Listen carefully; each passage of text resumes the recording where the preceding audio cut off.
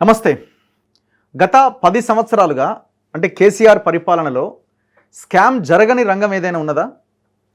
నీళ్ళలో స్కామే, నిధుల్లో స్కామ్లే, ఉపాధిలో ఉద్యోగాల్లో స్కామ్లే. చివరికి లిక్కర్లో కూడా అతిపెద్ద స్కామ్ జరిగింది.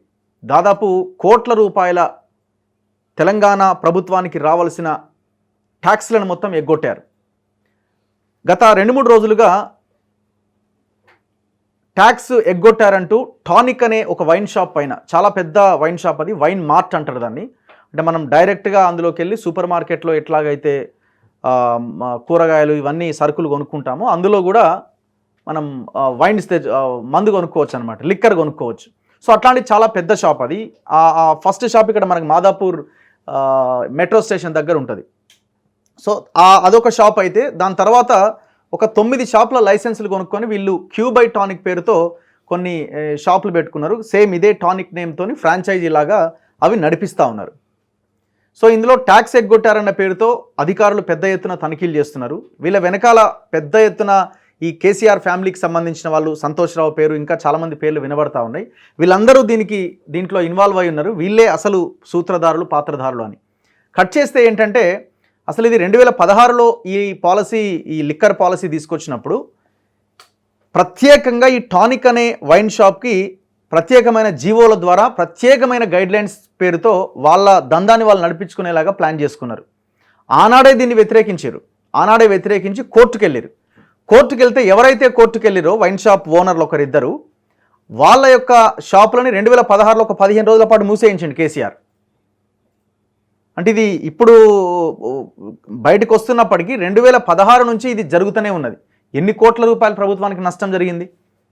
సో దీని గురించి మనం మాట్లాడాలన్న ఉద్దేశంతో గతంలో ఇదే టానిక్ పైన కేసు వేసిన 2016 గురించి చెప్తున్నాను నేను.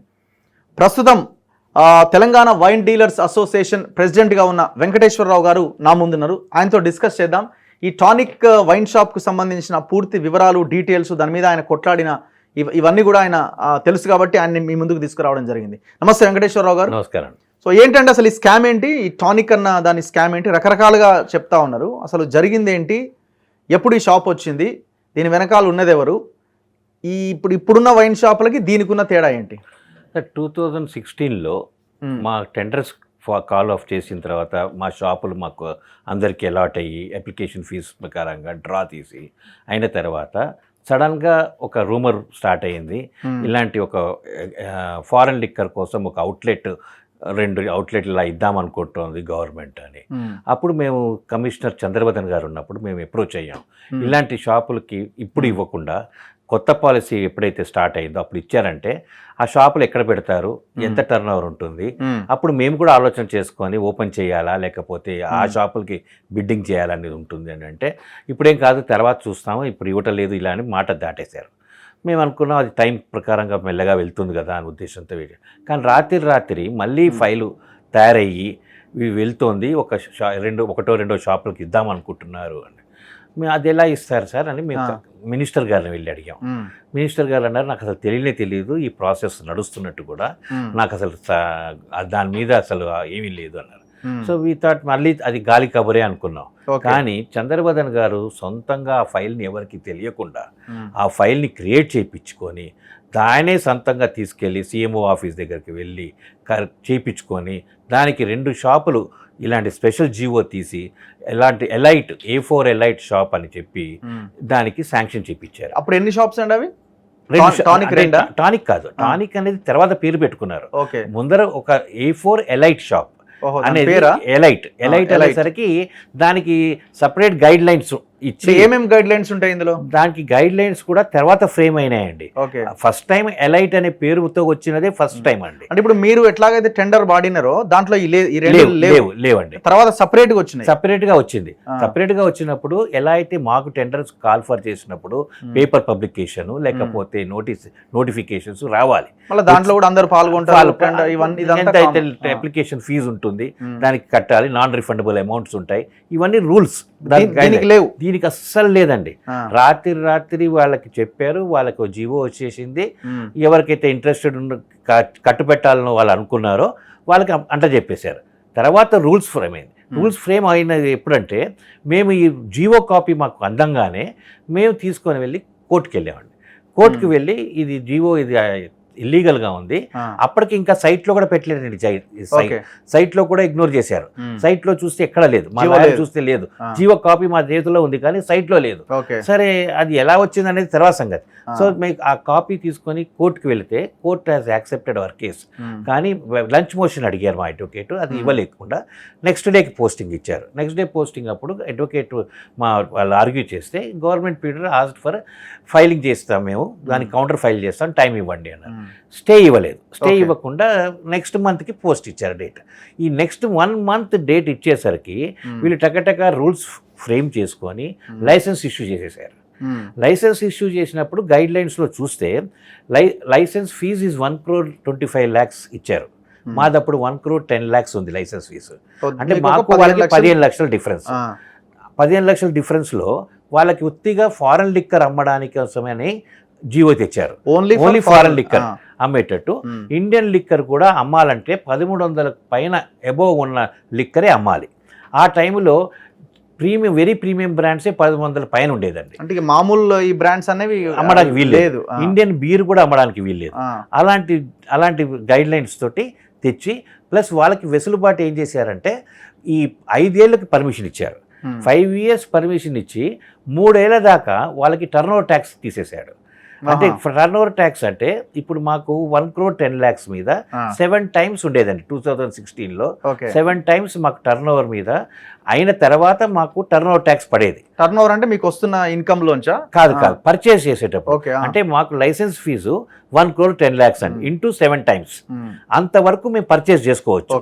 చేసుకేదాకా ట్యాక్స్ ఉండదు. 7 times దాటిన వెంటనే మాకు మళ్ళీ 13.6% ట్యాక్స్ పడుతుంది. ఓహో, అంటే మీరు ఎక్కువగా అమ్ముతున్నారు. మీరు దానికి లైసెన్స్ ఫీజు మళ్ళీ కలెక్ట్ చేసేవాళ్ళు. మళ్ళీ 13.6 లైసెన్స్ ఫీజు కట్టి మేము సరుకు కొనాల్సి వచ్చేది. ఇది వాళ్ళకి ఎగ్జామ్టెడ్ చేశారు. అంటే టోటల్గా వాళ్ళకి ఇండియన్ లిక్కర్ మీదనే 7% కలెక్ట్ చేసేవాళ్ళు. ఫారెన్ లిక్కర్ మీద అసలు టోటల్ ఎగ్జామ్టెడ్. షాపే టోటల్గా ఫారెన్ లిక్కర్. ఇక ఇండియన్ లిక్కర్ ఎవరు కొంటారండి అక్కడ? సో 13.6% చొప్పున 3 ఏళ్ళకి టోటల్ ఎగ్జామ్ చేశారు. అంటే గవర్నమెంట్కి రెవెన్యూ ఎంత లాస్ చూడండి. అది ఎందుకు ఇచ్చారనేది ఇప్పటిదాకా తెలియదు. సో అది కాకుండా ఎనీ డిపో అంటే మాకు డెసిగ్నేటెడ్ డిపో అలాట్ చేస్తారు. మాకు దగ్గరలో ఉన్న డిపో 18 డిపోల్లో ఏ డిస్ట్రిక్ట్ వాడికి ఎక్కడ దగ్గర ఉందో వాడికి అలాట్ చేస్తారు. ఆ డిపోలో తప్ప నేను ఇంకో చోట కొనడానికి వీల్లేదు. వీళ్ళకి స్టేట్లో ఎక్కడ డిపోలో ఉన్నా కూడా కొనుక్కోవడానికి ఫెసిలిటీ ఇచ్చారు వాళ్ళకి. ఎందుకు ఇచ్చారు అనేది ఎవరికి తెలియదు. అంటే తర్వాత తెలిసింది ఏంటంటే ఈ డిపోలో సరుకు లేకపోతే నేను అమ్ముకోలేను మామూలు షాపులో. తనకి ఏ డిపోలో అయినా దొరికితే తీసుకొచ్చి తను అమ్ముకోగలడు. అవును. సో ఆ ఫెసిలిటీ వాళ్ళకి సొంతంగా కావాల్సిన వాళ్ళకి గనక ఆ ఫెసిలిటీ ఇచ్చారు వాళ్ళు. సో ఇవన్నిటికీ మేము క్వశ్చన్ చేస్తామని చెప్పి మా షాపులు బంద్ చేయించేసి. మీ షాపులు క్లోజ్ చేయించారా? ఎస్, క్లోజ్ చేశారు. 15 రోజులు క్లోజ్ చేయించారు. ఏ తప్పు చేయకపోతే ఎందుకు క్లోజ్ చేసినారు సార్? కేసు ఏముంది సార్, ఏదో కేసు బనాయిస్తారు. ఏమని? ఇది అండర్ ఏజ్గా మీరు అమ్మారు, డెకాయిన్ పిలుచుకొని వచ్చి వాళ్ళని జబర్దస్తి చూపించి దాని తర్వాత మీరు ఎంఆర్పి వైలేషన్ చేశారు. దాన్ని క్వశ్చన్ చేయడానికి మా షాప్ నడుస్తే కదండి. షాప్ బంద్ చేస్తే మేము ఆ గడబడిలో షాప్ ఎలా తెరిపించుకోవాలని మేము దాని చుట్టూ తిరుగుతుంటే దీన్ని మర్చిపోతాం. దీని గురించి మేము అంత పట్టించుకో, ఎందుకంటే మాకు బ్రెడ్ అండ్ బటర్ మా షాప్ అదే పోయింది. ఆ షాప్ పోతే ఈ షాప్ గురించి ఎందుకు పట్టించుకుంటామని మేము వదిలేస్తాం కనుక. తర్వాత తెలిసింది ఏంటంటే కావాలని చేశారు, పై వాళ్ళు చెప్పారు. అప్పుడు మాకు అర్థం కాలేదు పై వాళ్ళు ఎందుకు చెప్తారు, సీఎం ఎందుకు చెప్తారు, లేకపోతే ఇంకోరు ఎందుకు చెప్తారు అనుకుంటాం. కానీ దీని వెనకాల ఇంతమంది ఉన్నారు పెద్దవాళ్ళు అని తర్వాత తెలుస్తూ వచ్చింది. తర్వాత మళ్ళీ చంద్రబాబు గారిని అడిగితే మీకు చెప్పాను కదా అదే రోజున మీరు వెళ్ళొద్దంటే వెళ్ళలేదు, అందుకే షాప్ బంద్ చేయించామంటారు. అంటే ఒక పెద్ద ఆఫీసర్ కావాలని ఒక కమిషనర్ లెవెల్లో ఉండి కూడా ఆయన ఇలాంటి వాటికి పాల్పడి సీఎం గారు చెప్పారో లేకపోతే సీఎం బంధువులు చెప్పారని అవుట్ ఆఫ్ ది వే ఒక జీవో ఇష్యూ చేశారు. నా పాయింట్ ఏంటంటే ఆయన కూడా తప్పదు కదా, చేయాలంటే చేయాల్సింది, లేకపోతే ఆయన పోస్ట్ లో ఉంటాడు కదా. కరెక్టేనండి. ఒక ఐఏఎస్ ఆఫీసర్, ఆయన అడ్మినిస్ట్రేషన్ ఆఫీసరు, అలాంటి టోటల్లీ రాంగ్ గైడ్ లైన్స్ తోటి ఒక జీవో ఎలా ఇవ్వగలడు ఆయన? అది ఇచ్చాడు. ఇచ్చిన తర్వాత ఇచ్చాడండి. మేము కొట్లాడడానికి మాకు హక్కు ఉంది. తప్పు కానీ కోర్టుకు వెళ్ళినందుకు మా షాపులు బంద్ చేయించడానికి ఎంత అన్యాయం అండి. అది దాని గురించి మీకు చాలా ఇప్పుడు ఎన్ని కోట్ల నష్టం జరిగి ఉంటుంది ప్రభుత్వానికి దగ్గర అంటే మా మీకు అందాజ clarity ఉంటది ప్రకారంగా కదా? మూడేళ్ళు గనక వాళ్ళు గనక ఫారెన్ లిక్కర్ మీద ఈ 13.6% గనక కట్టలేదు అని అంటే అందాజాగా 20 నుంచి ఒక 50 కోట్ల దాకా నష్టం నష్టం చేస్తుంది. అంటే నష్టం అంటే గవర్నమెంట్కి రెవెన్యూ పోయింది, పోయింది. వాళ్ళకి సొంతంగా ప్రాఫిట్ వచ్చి ఉంటుంది. అంటే వాళ్ళకి దాని మూలంగా ఏమైందంటే మార్కెట్లో మాకన్నా తక్కువ ధరలో వాళ్ళు అమ్మేవాళ్ళు. ఫారెన్ లిక్కర్ ఉందండి, ఒక బ్రాండ్ 5,000 ఉంది, నాకు 5,000కే పడుతుంది, నాకు దాని మీద నాకు వచ్చే 20% మార్జిన్ వస్తుంది. దాని ప్లస్ 20% వచ్చేది ఇప్పుడు అంటే నాకు టర్న్ ఓవర్ అయిపోయింది అనుకోండి, నాకు 13.6 స్ట్రేట్ అవే డిడక్ట్ అవుతుంది. అంటే నాకు వచ్చేది ఓన్లీ 5% అనుకున్నాం, కానీ తనకి 13.6 ప్లస్ 20% అంత మార్జిన్ వస్తుంది తనకి. తను డిస్కౌంట్ ఇవ్వగలుగుతాడు. సో అందరూ అంటారు అక్కడ తక్కువ ధరలో దొరుకుతుందంటే మీ దగ్గరికి మీరు ఎందుకు ఇంత అంటే మేము చెప్పలేకపోయేవాళ్ళం. వాళ్ళకి ఇంత బెనిఫిట్ చేశారు ఆ షాప్కి. ఎందుకు చేశారు, ఎవరు దానికి అంత ఇంట్రెస్ట్ చూపించారనేది ఎవరికి తెలియదు. అదే గవర్నమెంట్ ఈ రోజున కళ్ళు తెరిచి కొత్త గవర్నమెంట్ వచ్చినందుకు ఆ షాప్ మీద పడి ఫస్ట్ టైమింగ్స్ తగ్గించారు. అదే కాకుండా మాది ఆ టైంలో 10 గంటలకి షాప్ బంద్ చేసేవాళ్ళు అప్పుడు. ఇప్పుడు సరే రాను మాకు 11 దాకా టైం చేశారు. ఆ టైంలో వాళ్ళకి 12 దాకా టైం ఇచ్చారు. ఒక షాప్కి 2 గంటలు వాళ్ళకి ఎక్స్ట్రా టైం ఇచ్చారు.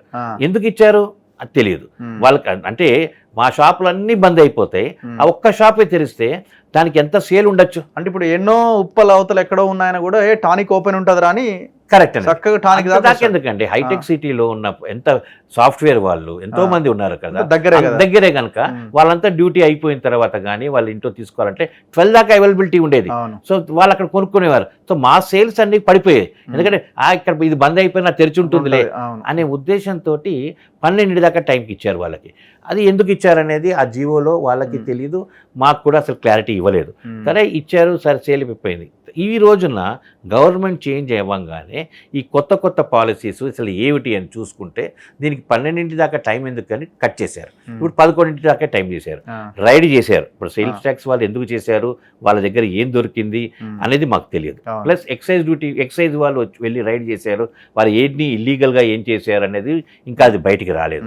కానీ ఈ రోజున మేము ఒకటే కోరుకునేది ఏంటంటే సీఎం గారిని కానీ, Jupally Krishna excise minister, commissioner గారిని ఇలాంటి జీవోని వెంటనే స్క్రాప్ చేసి అందరికీ సమానంగా దేని గురించి వాళ్ళకి ఇంత బెనిఫిట్ ఇవ్వాలి, ఇచ్చితే గవర్నమెంట్కి ఎక్కువ రెవెన్యూ వచ్చేటట్టు చూడాలి, కానీ రెవెన్యూయే రాకుండా చూసుకోవడం అనేది కరెక్ట్ పద్ధతి. ఇప్పుడు ఈ టానిక్ మాదాపూర్ ఒకటేనా అండి బ్రాంచ్? అప్పుడు ఒకటే అసలు ఇప్పుడు కూడా దానికే ఉన్న క్యూబై టానిక్ అన్న ఈ బ్రాంచెస్ ఏంటి? క్యూబై టానిక్ అనేది ఇప్పుడు టెండర్లో ఇప్పుడు మాకు మామూలుగా టెండర్స్ లాస్ట్ డిసెంబర్లో పాడినప్పుడు ఆ ఏరియాలో షాపులు ఎవరికో వచ్చి ఉంటాయండి, వాళ్ళు నడపలేకనో లేకపోతే వాళ్ళు ఒక పార్ట్నర్ కోసం వెతుకుతుంటే లేదంటే వీళ్ళతో వేయించినా ఉండొచ్చు, లేకపోతే కొనుక్కొని ఉండొచ్చు, లేదా వాళ్ళకి పార్ట్నర్షిప్లో కలుపుకొని పేరు క్యూబై టానిక్ అని పేరు పెట్టుకొని పార్ట్నర్షిప్లో జరుపుతున్నారు. ఇట్ ఈస్ నాట్ ఇల్లీగల్ అండి, లీగలైజ్డ్. వాళ్ళు గవర్నమెంట్కి 2% ట్యాక్స్ కట్టి వాళ్ళ పేరుని ఇంక్లూడ్ చేసుకుంటారు. అది ఆ ఫెసిలిటీ గవర్నమెంట్ ఉంది, అంటే ఎక్సైజ్ రూల్స్లో ఉంది, అలా మార్చి ఉండొచ్చు. అంటిల్ వాళ్ళు కనుక సపోజ్ ఒక బీసీ కోటాలో వచ్చిన, ఎస్సీ కోటాలో వచ్చిన షాపులు అయితే ఇలా చేసుకోవడానికి వీలుండదు. అంటిల్ ఓన్లీ బీసీ క్యూబై టానిక్ పేరు మాత్రం అదే ఉంది కదా, అంటే వీళ్ళ ఇప్పుడు ఎన్నో పేర్లు సేమ్ గా ఉంటాయండి. ఇప్పుడు శివ వైన్స్ ఉంటుంది, లేకపోతే సాయి వైన్స్ ఉంటుంది, అదే పేరు ఎందుకు పెట్టారు అని అడగలేదు. పేరు కామన్ దానికి. ఇప్పుడు మార్ట్ అని ఉంది, వాళ్ళకి సంబంధం లేదు ఈ షాప్ కి, వాళ్ళకి సంబంధం లేదా? ఎవరికి? ఇప్పుడు ఈ ఓనర్స్ కి, టానిక్ ఓనర్స్ కి దానికి సంబంధం ఉంది. వాళ్ళు కూడా వన్ ఆఫ్ ది పార్ట్నర్స్. అలా ఉండొచ్చు దానికి. ఇప్పుడు రాను ఏం చేశారంటే కొత్త పాలసీలో మీరు ఒక మనిషికి ఎన్ని షాపులైనా తీసుకోవచ్చు అని ఉండేది. ముందర మనిషికి ఒకటే షాపు తీసుకునేవాళ్ళు ఉండేది. తర్వాత రిలాక్స్ చేశారు రూల్స్ని. ఒక మనిషి ఎన్ని షాపులకైనా టెండర్ వేసుకోవచ్చు, ఎన్ని షాపులు వచ్చినా తను నడుపుకోవచ్చు అని. ఇప్పుడు ఈ విదేశీ మద్యానికి ట్యాక్స్ ఎగ్గొట్టినారు అని అంటున్నారు, అది ఎట్లా? అంటే వీళ్ళకి ఇంపోర్ట్ చేసుకునే పర్మిషన్ ఉంది అన్నారు. ఆ ఇంపోర్ట్ చేసుకునే సొంతంగా మామూలుగా 5 స్టార్ హోటల్స్కి వాళ్ళకే ఉంటుంది ఇంపోర్ట్ చేసుకోవడానికి. అది కూడా త్రూ TSBCL నుంచే ఇంపోర్ట్ చేయాలి. ఫలానా చోట ఉంది, మాకు సరుకు ఉంది, మేము తెచ్చుకుంటున్నాం, మాకు పర్మిషన్ ఇవ్వండి అని. ఆ పర్మిషన్కి వీళ్ళ దగ్గర ముందర లైసెన్స్ ఉండాలి. ఆ లైసెన్స్ కూడా వీళ్ళకి ఒక A4 షాప్కి ఇప్పటిదాకా ఎవరికి ఇవ్వలే, అటువంటి వీళ్ళకి ఇచ్చారట. అది కూడా కరెక్ట్ కాదు, ఎందుకంటే ఒక A4 షాప్ రీటైల్ అమ్ముకునే వాడికి ఇంపోర్ట్ చేసుకునే అవసరం ఏమొచ్చింది? ఓకే, అది కూడా కరెక్ట్ కాదు. అది కనుక నిచ్చుంటే మరి అక్కడ ఇంపోర్ట్ చేసినప్పుడు బహుశా అది ఏమైనా ట్యాక్స్ అవాయిడ్ చేశారేమో మరి. అంటే ఇవన్నీ వస్తున్న ఊహాగానాలు, అది కరెక్టా అవునా కాదా అనేది ఐ కెనాట్ కామెంట్. సో మీరేం డిమాండ్ చేస్తున్నారు ఇప్పుడు? మేము ఒకటేనండి, జరిగింది 2016లో, అప్పటి నుంచి గవర్నమెంట్కి ఇంత నష్టపోయింది, ఎందుకు నష్టపోవాల్సి వచ్చింది, వాట్ వాజ్ ద రీజన్ అనేది ఒకటి. రెండోది ఇమీడియట్గా ఈ 18 డిపోలో నుంచి ఏదైతే వాళ్ళకి ఫెసిలిటీ కొనడానికి ఉన్నదో అది వెంటనే క్యాన్సిల్ చేయాలి. ఏ డిపో వాళ్ళకి అక్కడ వాళ్ళకి ఏదో ఒక డిపో అలాట్ చేయండి. ఇంకోటి వాళ్ళకి ఎంత స్టాక్ అంటే అంత స్టాక్ ఇస్తారు. వాళ్ళకి షార్టేజ్ ఉంటే మాకేమో 1 కేసు పర్ డే, 2 కేసులు పర్ డే ఉన్నది డివైడ్ చేస్తారు. అది కానీ వీళ్ళకి అలాంటివి కూడా లేదు. ఎన్ని కేసులు అంటే అన్ని కేసులు ఇచ్చేసేవాళ్ళు. ప్రయారిటీ అన్నమాట, టాప్ ప్రియారిటీ. అవన్నీ ఎత్తేసి నార్మల్ గా ఒక A4 షాప్ కొన్నారు. మీలాంటి ఇప్పుడు అన్ని వైన్ షాపులు ఉన్నాయి కదండి తెలంగాణ, దాదాపు 2000 షాపులు కదా, మరి మీరు అందరూ వెళ్ళి అడిగే ప్రయత్నం ఏం చేయలేదా? సరే ఒక్కటి అడిగితేనే మా మీద కేసులు వేసేసి షాపులు, మాకు రోజుకి 40,000 నష్టం అండి, ఎందుకు నష్టపడాలి అని చెప్పి అందరు తప్పుకుంటారు. మాకు ఎందుకు గొడవ, ఇద్దరి మీద కేసులు వేసి షాప్ మూసేయించి అందరిని బెదిరించింది. కరెక్ట్. ఇది సోమేష్ కుమార్ కి బాగా అలవాటు అండి. ఇది ఒకటేసారి కాదు, లాస్ట్ టైం కూడా ఉన్న స్టాక్ మీద ట్యాక్స్ కట్టమని చెప్పి మాకు నోటీస్ ఇచ్చి బంద్ చేయించారండి. అంటే ఉన్న సరుకు కొనేసుకున్నాం డిపోలో, కొని మా స్టాక్ వచ్చేసింది, గవర్నమెంట్ రేట్ పెంచిందండి. పెంచితే ఉన్న స్టాక్ కూడా నువ్వు డబ్బు కట్టి అమ్మాలి అని చెప్పారు. ఇది అన్యాయం అండి. ఆల్రెడీ మేము షాప్లో కొనేసుకున్నాం, ఇప్పుడు మళ్ళీ ట్యాక్స్ కట్టడం ఏంటి అని మేము కోర్టుకు వెళ్తామన్నామండి. వెళ్తామనగానే నా షాప్ అని చెప్పించాడు. ఇలా ఆయన ఒక సాడిస్ట్ ఆఫీసర్ అండి నిజంగా చెప్పాలంటే. మీకు చెప్పండి. ఎందుకంటే అలాంటి ఆఫీసర్ పిలిపించి మీరు చేయడానికి వీల్లేదు అని చెప్పడం వేరు, ఆఫీస్ తన చేతిలో మొత్తం డిపార్ట్మెంట్ తన చేతిలో ఉంది కదా అని ఒక ఆఫీసర్కి చెప్పి మీరు వెళ్ళి షాపులు బంద్ చేయించండి వాళ్ళు దారిలోకి వస్తారంటే భయపెట్టించి మమ్మల్ని చేయించారు. సో ఇప్పుడు మళ్ళీ తర్వాత ఏమైనా మీరందరూ వెళ్ళి కలిసే ప్రయత్నం చేశారా గవర్నమెంట్ని? లేదండి, ఇప్పుడే కదండి ముందర కలిసాము, ఇప్పుడిప్పుడే కదండి గవర్నమెంట్ వచ్చి 2 months అవుతోంది. వీళ్ళు ఇప్పుడే తెలుసుకుంటున్నారు. ఇప్పుడు దీని మీద ఎవరు కంప్లైంట్ ఇవ్వలేదండి. కానీ సీఎం గారికి ముందర ఒక 3 ఏళ్ల కిందట మేము కలిసి ఒకసారి ఊరికి చెప్పినప్పుడు చూడాలి దాని గురించి అన్నారు. అప్పుడు సీఎం గారు కాదు, అపోజిషన్ లీడర్ ఉండే. ఇప్పుడు ఆయనకి గుర్తు పెట్టుకొని ఇలాంటి షాపుల మీద ఎంత రెవెన్యూ పోతోంది ఏమిటి అని దృష్టి చుట్టూ ఉన్న షాపులు చాలా నష్టపోయిన వాళ్ళంతా. నష్టం అంటే ఒకటి నష్టం అనేది కాదండి, మిగతా ఏరియాలో వదిలేయండి, ఇప్పుడు ఆ చుట్టూ ఉన్న వాళ్ళు బాగా సఫర్ అయ్యే వాళ్ళేమో.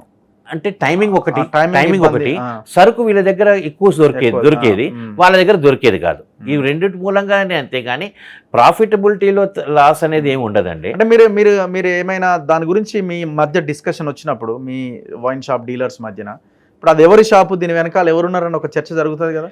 జరుగుతుంది, కానీ ప్రూఫ్ ఏమీ లేదండి. ఎవరి పేర్లు వినిపించేది? చాలా మంది పేర్లు అంటుంటారు, సంతోష్ వాళ్ళ పేరు కానీ. ఎందుకంటే చంద్రవదన్ గారే చెప్పేవారు దీని వెనకాల ఎవరున్నారో తెలుసా, పెద్దవాళ్ళు ఉన్నారు, సీఎం గారు ఉన్నారంటారు. సీఎం గారికి ఎందుకు పట్టుతుందండి ఒక వైన్ షాప్ మీద? అనుకో మేము నమ్మేవాళ్ళం కాదు. ఇది నిజంగా ఆయన మనల్ని భయపెట్టిస్తున్నారా లేకపోతే నిజంగా ఆయన ఇంట్రెస్టెడ్ అనేది మనకు తెలియదు. కానీ మమ్మల్ని మాత్రం నాకు చెప్పేవాడు, కేటీఆర్ గారు ఉన్నారు దాని వెనకాల, ఊరికే దాని వెంట ఎంత పడుతున్నారండి అనేవారు. అంటే మేము మమ్మల్ని భయపెట్టడానికి, నిజంగా ఆయన ఉన్నాడా తెలియదు, లేడా తెలియదు, ఒక వైన్ షాప్ కోసం వాళ్ళు ఎందుకు వస్తారులే అని మేము అనుకునేవాళ్ళం. కానీ ఇప్పుడు సీఎం ఆఫీస్ ఇన్వాల్వ్ అయ్యారు. ఎవరి ఇన్ఫ్లుయెన్స్ లేకపోతే వాళ్ళకి ఎట్లా గంట పర్మిషన్ ఎక్కువ వస్తుంది, ట్యాక్స్ ఎట్లా ఇదైతుంది, ఇవన్నీ నిజమే. ఎగ్జాక్ట్లీ, పైన వాళ్ళు పెద్దవాళ్ళు ఎవరో ఉన్నారు కానీ పేర్లు మనకు తెలియదు, ఎందుకంటే బేనామీ మీద ఉన్నప్పుడు మనకి ఏం తెలియదు అండి అది. But it is totally wrong అండి. ఏదైనా కూడా పేపర్లో పబ్లిష్ చేయాలి, అందరికీ సమాన హక్కు ఉంది, ఎవడైనా పార్టిసిపేట్ అవ్వచ్చు, ఎవరికి లక్ వాళ్ళదండి. ఇప్పుడు మాకు 2400 అవుట్లెట్స్లో ఎంతోమంది అప్లికేషన్ చేస్తారు. ఇప్పుడు గవర్నమెంట్కి అప్లికేషన్ ఫీజు మూలంగా వాళ్ళకి 2000 కోట్లు ఆదాయం వచ్చింది కదండి. సపోజ్ ఇదే షాప్ కనుక వాళ్ళు టెండర్ వేస్తే మినిమం 50 కోట్లు వచ్చేది. మినిమం 50 కోట్లు వాళ్ళకి గవర్నమెంట్కి రెవెన్యూ వచ్చేది కదా, ఎందుకు పోగొట్టుకున్నారు? ఏం అవసరం ఒక షాప్ గురించి టెండర్ వేయకుండా పిలవడం? సో దీని ద్వారా ఇంకా వేరే ఏమైనా స్కామ్ చేయడానికి అవకాశం ఉందా, కేవలం ట్యాక్స్ ఎగ్గొట్టడమేనా? దీని వెనకాల బాగా తెలుస్తుంది, ఎక్కువ స్కామ్ అనేది ఏమి ఉండదండి. ఎందుకంటే గవర్నమెంట్ సరుకే అతను కొనాల్సింది, తీసుకొచ్చి అమ్మాలి. ఇక నాన్ డ్యూటీ పేడ్ తీసుకొచ్చి అమ్ముతున్నాడా లేదా అనేది ఎక్సైజ్ డిపార్ట్మెంట్ వాళ్ళు రైడ్ చేసి దాంట్లో దొరకాలి. కానీ అలా ఎవరు చేయరండి, ఎందుకంటే అంత సేల్ ఉన్నప్పుడు ఈ నాన్ డ్యూటీ పేడ్ మీద వచ్చే ఇన్కమ్ కన్నా పేరు, ఎందుకంటే పేరు చాలా ఎస్టాబ్లిష్డ్ అయిపోయింది టానిక్ అనేది, అలా చేసి ఉండరు. 99%. బట్ అది ఓన్లీ డిపార్ట్మెంట్ వాళ్ళు చెప్పాలి. నాన్ డ్యూటీ పేడ్ దొరికిందా లేకపోతే ఇంకోటి దొరికిందా అనేది రైడ్ అయింది కనుక అంటిల్ వాళ్ళు రిపోర్ట్ రాసేదాకా మనకు తెలియదండి. సో ఇప్పుడు మీ షాప్ ఎక్కడండి? మాది ఇక్కడ చిక్కడపల్లిలో ఉండేదండి. ఈసారి రాలేదు మాకు షాప్. అరే మీకు రాలేదు. టెండర్స్లో 22 ఏళ్ళు ఉండేది. ఈసారి మాకు టెండర్లో రాలేదు. మీరు ప్రెసిడెంట్ గా ఉన్నారు. Yes correct. మరి అంటే అసోసియేషన్ ఏమో ఇంకా రాకపోయినా మీరు అసోసియేషన్ లో ఉంటారా? యా ఉంటాను. వేరే షాపుల్లో పార్ట్నర్షిప్ తీసుకున్నాను. ఓకే, అట్లా తీసుకొని నడిపిస్తున్నాను. Anyway thank you sir, thank you very much. చూద్దాం ఈ గవర్నమెంట్ ఎట్లా రెస్పాండ్ అవుతుంది అన్నది. సో మొత్తానికైతే ఈ వైన్ షాప్ దందాలో కూడా వీళ్ళు ఉన్నారన్నది అర్థమవుతున్నది. సో ప్రభుత్వానికి నష్టం జరిగింది, మరి ఈ నష్టాన్ని ఏ రకంగా రికవరీ చేస్తారు, సో మిగతా షాపులకి ఇబ్బంది కలగకుండా ఏ రకంగా టైమింగ్స్ తగ్గించడము లేకపోతే వాళ్ళ పర్మిషన్స్ని పక్కన పెట్టడం ఇవన్నీ చేస్తారనేది మనం చూడాలి. చూస్తూనే ఉండండి మన తొలి వెలుగు.